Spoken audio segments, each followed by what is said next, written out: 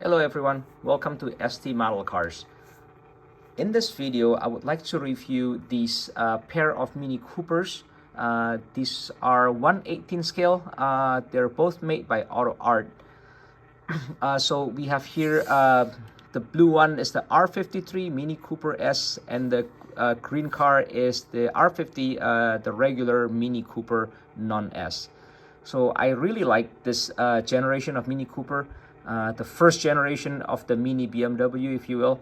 I think the car looks properly retro. It still captures the essence of the original Mini really well, and at the same time looks modern enough.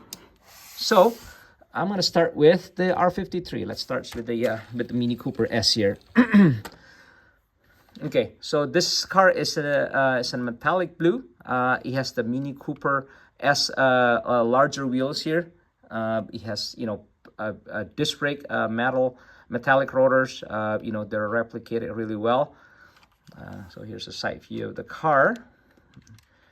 Here's the view of the undercarriage. You can see the aluminum front control arm, exhaust, heat shields, and there, you can see rear suspension there.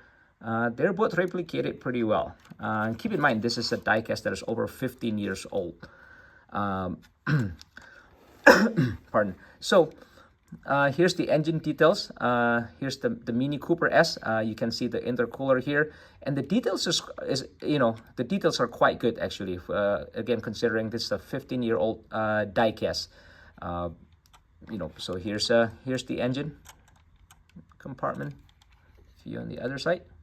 Okay. So here's the driver's door. You can see they have the steering column mounted tachometer there. You can see they replicated the door panel on this Mini pretty well, and the seats has this insert that almost color coded to the body. It's pretty neat, right? Makes the interior looks pretty lively. Fully carpeted and finished headliner as well. So here's the trunk. Again, trunk is fully carpeted. You can tell the antenna at the time was broke, and I re-glued that. Unfortunately, slightly crooked. Here's the interior view from the passenger side. So price point, the Mini Cooper S, I bought this back in 2004. My dad was visiting me here in the state when I graduated from college, and we went to this hobby shop in Lynchburg, Michigan. And while we were browsing around, my dad saw this car, the Mini Cooper S, at the clearance pile. And we asked the owner, hey, why is this on clearance? And he says, oh, there's a damage here, like and this black part on the C pillar. The black part actually flaked off from the inside, so he decided to sell that as a clearance for $35. So we grabbed this for $35, and when I got home, I was able to repaint the inside of this black again. So you can't even tell that this has flakes on them before, and this is completely perfect now. So I'm quite happy. So here it is. This is the Mini Cooper S R53. Okay, so I'm gonna move on to the other car, which is the R50 Mini Cooper. This is the regular Cooper non-S version. This one is the British Racing Green color, and I bought this car because I thought the British Racing Green really suits the Mini real well. It's such a classic color for a British car, and I like the Mini Cooper S, but I do also like the non-S Cooper, right? It looks just very basic, very simple, not over the top, and just remind me again of the intent of the original Mini. This one has a different wheel than the S. This has a smaller wheels. I'm not sure if it's 15 or 16 inches, but this is slightly smaller than the Mini Cooper S.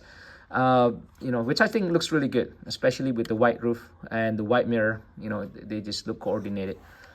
Here's the undercarriage view, very similar to the Mini Cooper S that you've seen before. And here's the under the hood. So under the hood, this is where things slightly different with the Mini Cooper S. I'll hold the car side by side here. So if you look at the Mini Cooper S, you can see the intercooler there in the front. And on the non-S, because the car is naturally aspirated, you don't see the intercooler there. So here's the engine bay, and here's the interior. So open the door from the driver's side. Same door panels, they replicate it pretty well.